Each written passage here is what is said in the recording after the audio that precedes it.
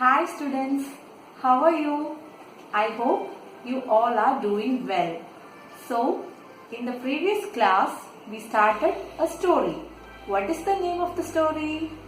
Yes, the name of the story is The Boy Who Drew Cats, which is written by Hasegawa Takejiro.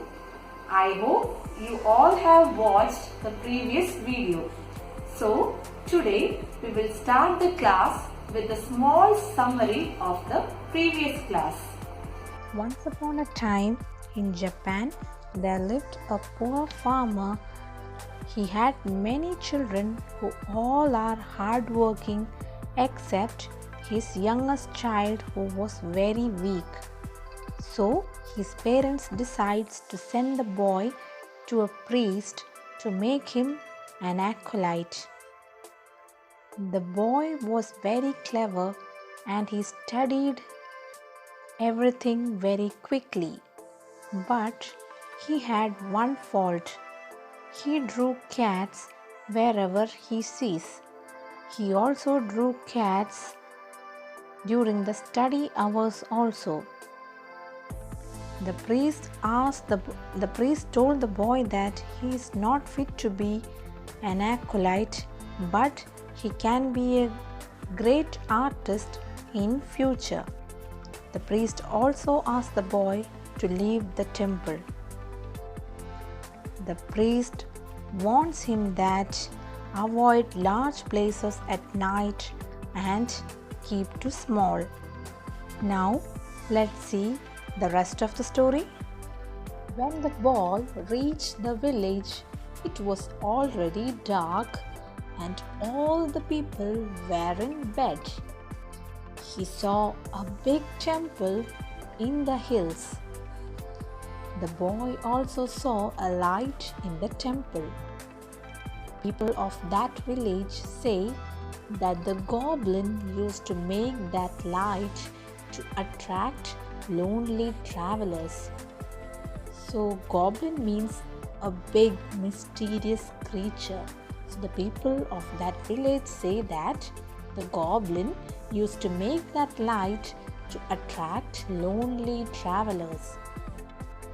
The boy went inside the temple and saw a lamp burning, but there was no priest. When he entered the temple, it was full of dust and cobwebs. He also saw a white screen. He was very happy to see that and he began to paint cats. He painted many cats on the screen. Then he began to feel sleepy. But suddenly he remembered the words of the priest. Avoid large places at night and keep to small. Now let's discuss the new words in these paragraphs. Principal means main. Tempt means to attract. Knock means to hit something. Cobweb. Cobweb means spider's web. Now, let's do the model reading of the text. So students, you should also have to read along with me. When he got to the village, it was already dark and all the people were in bed. But he saw the big temple on a hill at the other end of the principal street and he saw there was a light in the temple. People who tell the story say that the goblin used to make that light in order to tempt lonely travelers to ask for shelter. The boy went at once to the temple and knocked. There was no sound inside. He knocked and knocked again, but still nobody came. At last, he pushed gently at the door and was quite glad to find that it had not been fastened. So he went in and saw a lamp burning, but no priest.